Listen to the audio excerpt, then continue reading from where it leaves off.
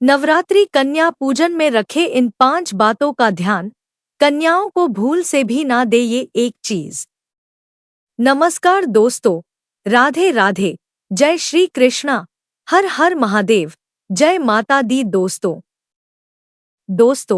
कन्याओं को ऐसा खाना कभी मत खिलाना, माता शेरा वाली हो जाती है नाराज, व्रत पूरा नहीं माना जाता। साथ ही जानिए नवरात्रि में जौ क्यों सूख जाते हैं, क्यों आपके जौ में हरियाली नहीं आती है, आखिर यह क्या संकेत देता है।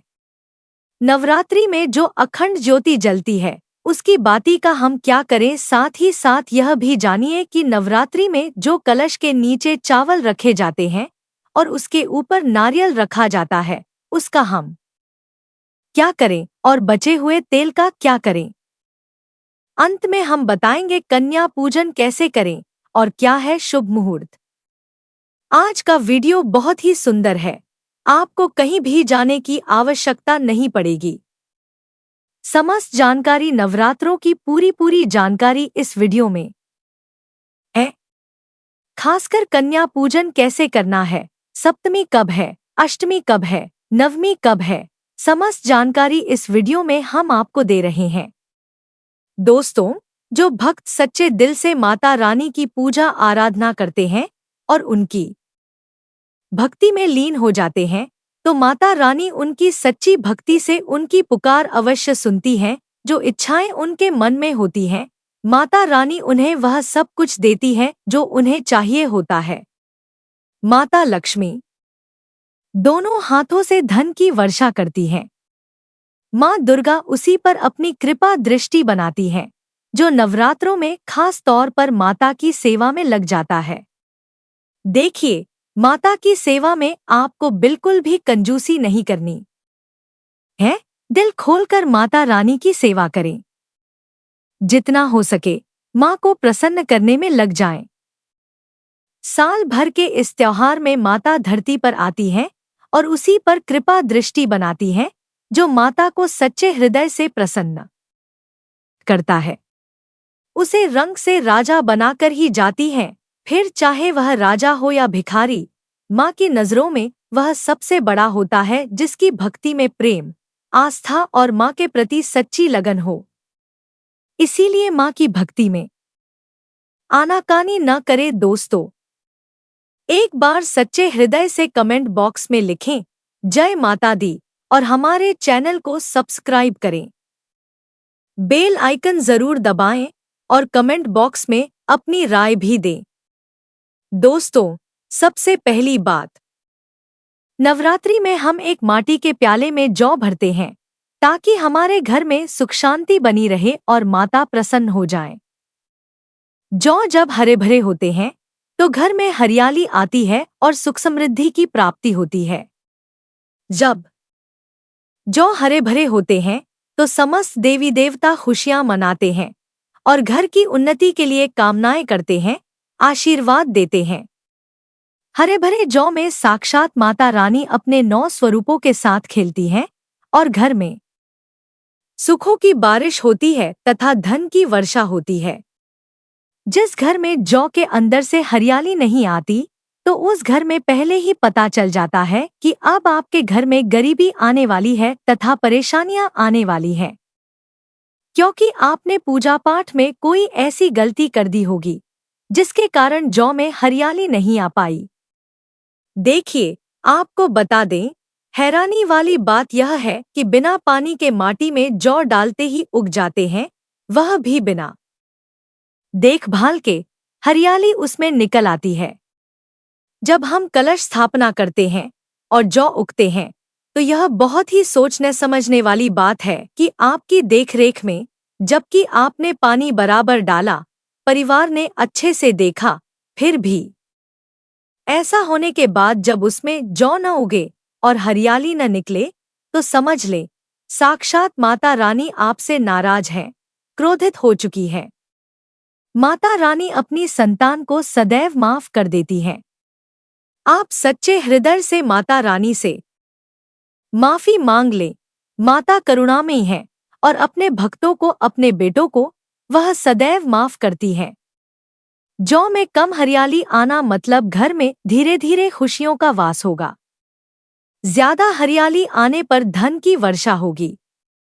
तेजी से व्यापार दिन दुगुनी रात चौगुनी बढ़ेगा। कई लोग जौ में डेली पानी डालते हैं, जो कि गलत है। इसमें पानी नहीं डाला जाता, बल्कि पानी का छींटा मारा जाता है। इसीलिए जौ सड़ जाते हैं, खराब हो जाते हैं। ऐसा न करें। इसी कारण हरियाली नहीं आती। ज्यादा पानी डालने से ये खराब हो जाते हैं। दोस्तों, जौ जब आपके घर में हरे भरे हो जाएं, तब इसमें चांदी का सिक्का या 1 रुपए का सिक्का जरूर डालें।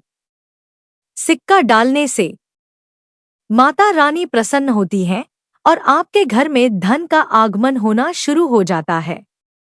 दोस्तों, नवरात्रि समाप्त होने के बाद हरे भरे जौ का क्या करें? आइए जानते हैं। पहली बात तो यह है कि इसमें जो आपने 1 रुपए का सिक्का डाला है, उसे आप अपने धन रखने के स्थान पर रख लें। इससे धन में बढ़ोतरी होती है। दोस्तों, और अंत में नवरात्रि समाप्त होने के बाद इन जौ में से थोड़े पत्ते माता रानी के प्रसाद के स्वरूप में पूरे परिवार को खिलाएं। इसके पत्ते खाना बहुत ही शुभ और मंगलकारी माना जाता है। इसे जो भी खाता है वह जल्दी बीमार नहीं पड़ता। बाकी बचे जौ को आप गंगा में विसर्जित कर दें या नदी की धारा में छोड़ दें। इससे आपका व्रत संपूर्ण और सफल हो जाएगा। दोस्तों, कई लोग अपने घर में अखंड जोत जलाते हैं और जो बाती होती है तथा तेलबाती, उसे कई लोग इधर-उधर फेंक देते हैं या अपने घर में संभाल कर रख लेते हैं या फिर पानी में डाल देते हैं, जो कि गलत है।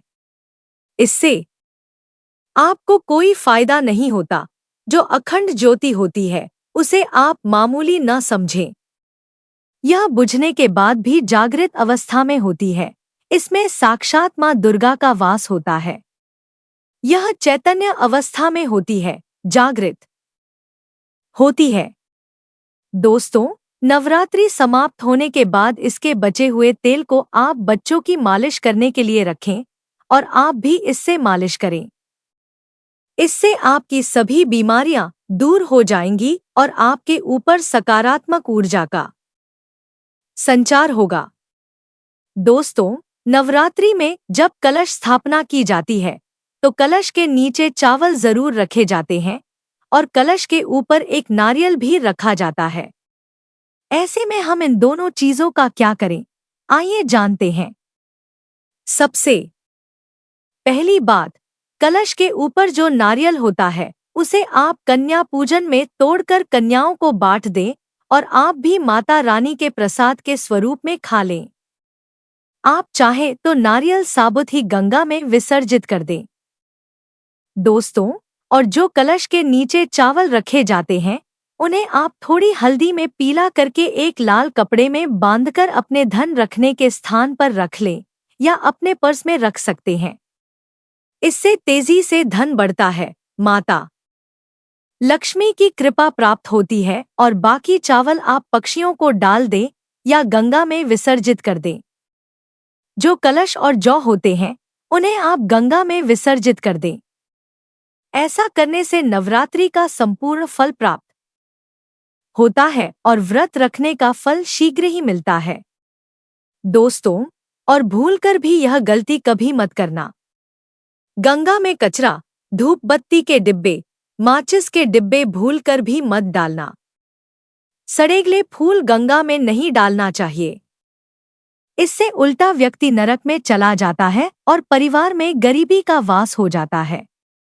गंगा मैया क्रोधित हो जाती हैं और श्राप देती हैं, इसलिए ऐसा घोर पाप कभी मत करना। इसके पीछे एक कथा है।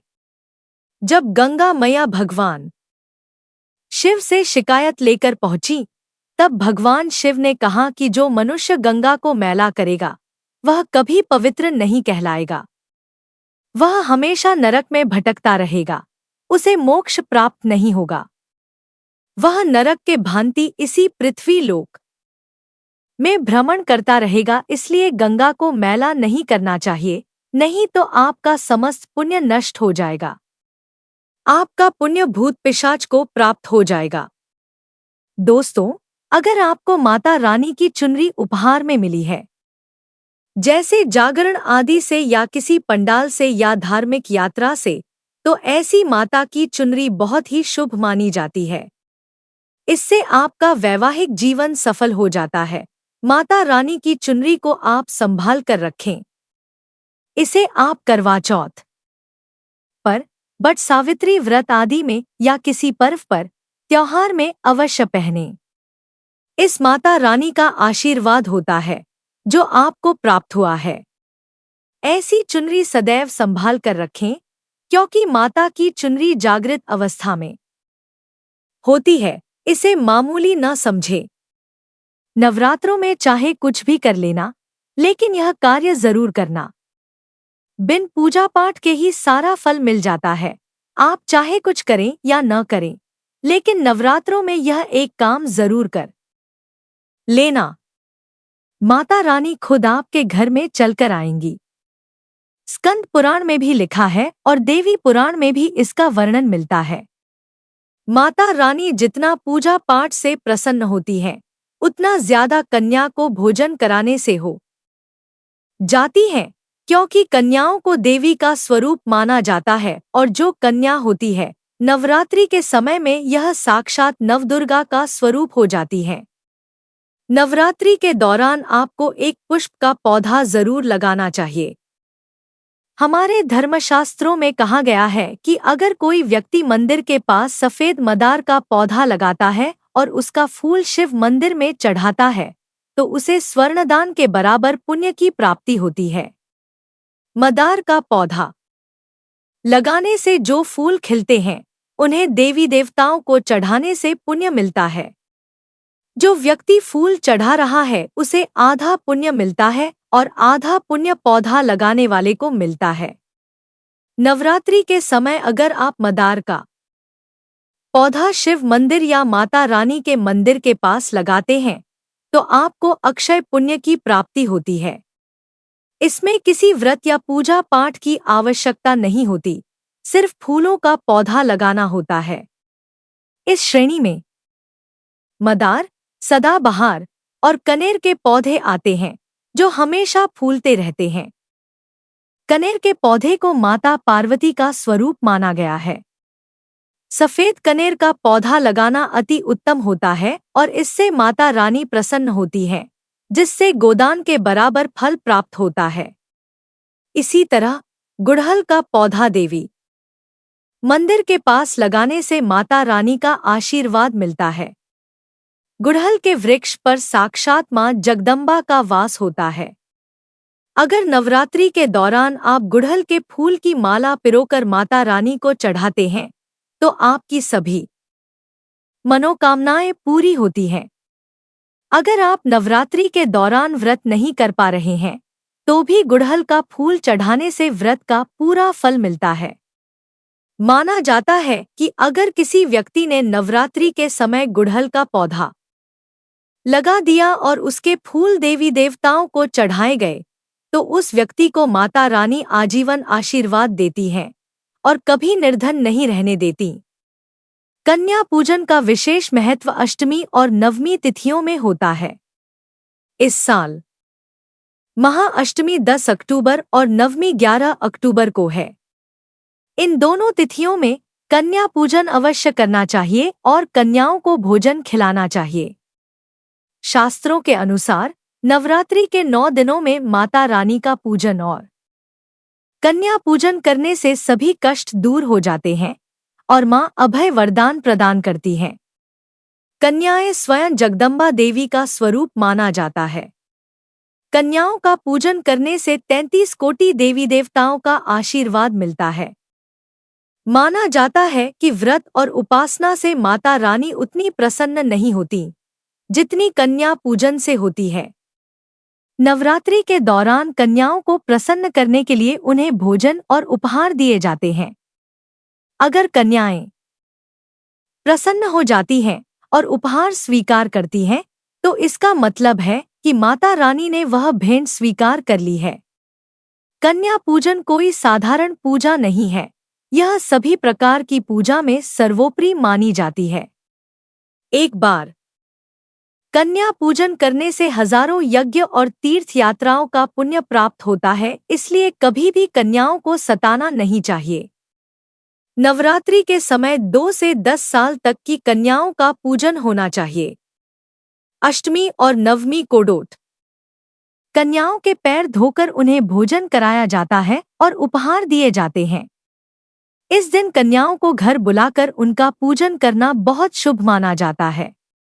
कन्या पूजन के समय याद रखें कि उनकी थाली में 3 पूरियां कभी ना रखें, क्योंकि इसे अशुभ माना जाता है। 3 पूरियां मरने वाले व्यक्ति के लिए निकाली जाती हैं, इसलिए इस संख्या से बचें। भोजन में खीर, पूरी, हलवा, चना, आलू की सब्जी या छोले खिलाना चाहिए।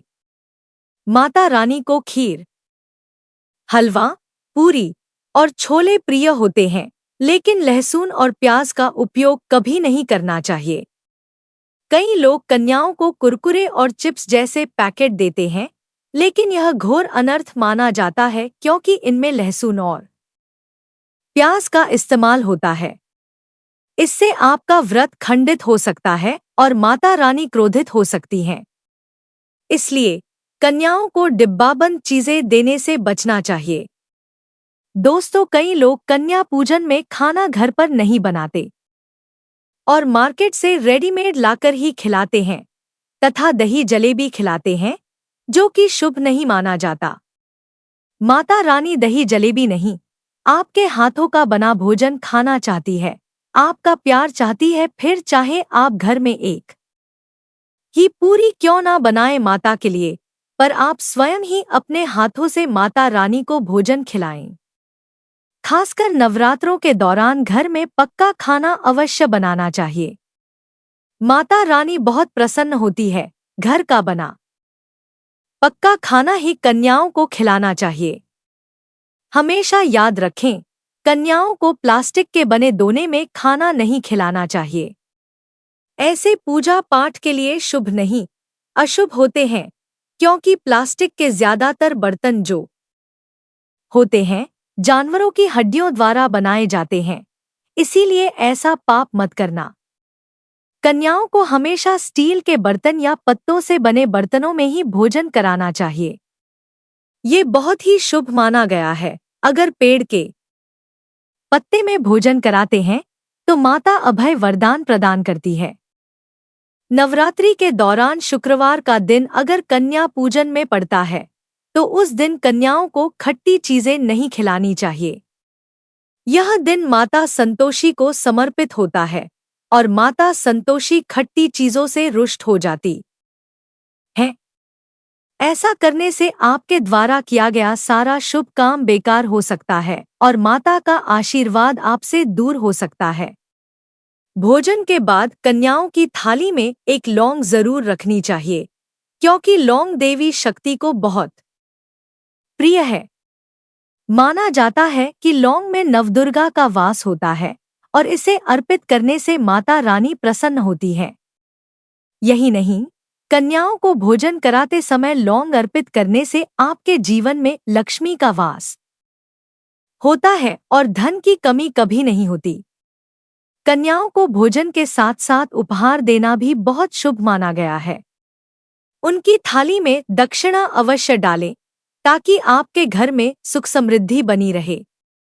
कन्याओं को आप सुंदर कपड़े, चॉकलेट बॉक्स या स्टील के बर्तन उपहार में दे सकते हैं, लेकिन ध्यान रहे कि लोहे का कोई सामान नहीं देना चाहिए, क्योंकि इससे राहुकेतु का दोष घर में आ सकता है। जब कन्याएं आपके घर से प्रस्थान करें तो उनके चरण जरूर छुएं और माता से अपनी मुराद मन में रखकर सच्चे दिल से प्रार्थना करें। सच्चे दिल की भक्ति से माता रानी अवश्य प्रसन्न होती हैं और आपकी हर मुराद पूरी करती हैं। नवरात्रि के दौरान अगर आपको कुछ विशेष संकेत मिलते हैं तो समझें कि माता रानी आपके घर में पधार चुकी हैं। पहला संकेत यह है कि जब आप कलश स्थापना करते हैं और जौ से हरियाली निकलती है, तो यह भविष्य में अच्छे समय का संकेत होता है। यदि जौ नहीं उगते हैं तो यह अशुभ माना जाता है और आपको माता से क्षमा मांगनी चाहिए। दूसरा शुभ संकेत यह है कि अगर नवरात्रि के दिनों में आपकी नींद ब्रह्मा मुहूर्त में यानी सुबह 4 बजे के आसपास खुलती है तो यह माता रानी की कृपा का प्रतीक होता है। इस समय उठने का मतलब है कि माता की शक्ति आपके साथ है और आपको जल्द ही कोई शुभ समाचार मिलेगा।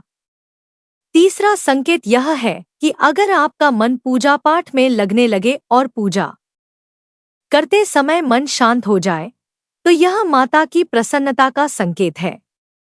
इससे यह पता चलता है कि माता आपकी भक्ति से प्रसन्न है और जल्द ही आपके जीवन में अच्छे दिन आने वाले हैं। चौथा संकेत यह है कि अगर पूजा के समय माता के गले से फूल गिर जाएं या जौ के पत्ते बिना हवा के हिलने लगें तो यह बहुत शुभ होता है। यह संकेत माता लक्ष्मी की कृपा का प्रतीक है और इसका मतलब है कि आपकी गरीबी अब खत्म होने वाली है। एक और महत्वपूर्ण संकेत यह है कि अगर आपके सपने में शेर या देवी माता का दर्शन हो तो इसे अत्यंत शुभ माना जाता है। यह इस बात का प्रतीक होता है कि माता आपकी मनोकामना जल्द पूरी करने वाली हैं और आपके शत्रु पराजित होंगे। आखिरी और सबसे महत्वपूर्ण संकेत यह है कि अगर नवरात्रि के दौरान आपके घर में कोई कन्या लाल वस्त्र पहने हुए दिखाई दे तो यह माता दुर्गा का आशीर्वाद है। यह संकेत बताता है कि आपके घर में अब सुख समृद्धि का वास होने वाला है और आपको तरक्की के रास्ते पर बढ़ना है। तो दोस्तों, ये थे कुछ महत्वपूर्ण संकेत जो नवरात्रि के दौरान माता रानी की कृपा प्राप्त करने के प्रतीक होते हैं। हमें उम्मीद है कि आपको यह जानकारी उपयोगी लगी होगी। अगर इस वीडियो से आपको कुछ नया जानने को मिला है तो कृपया हमें जरूर बताएं। आप चाहें तो वीडियो को लाइक करके भी अपनी प्रतिक्रिया दे सकते हैं। हमारे चैनल को सब्सक्राइब करें ताकि हम आपके लिए और भी महत्वपूर्ण जानकारियां ला सकें। तब तक के लिए अपना ख्याल रखें। जय माता दी।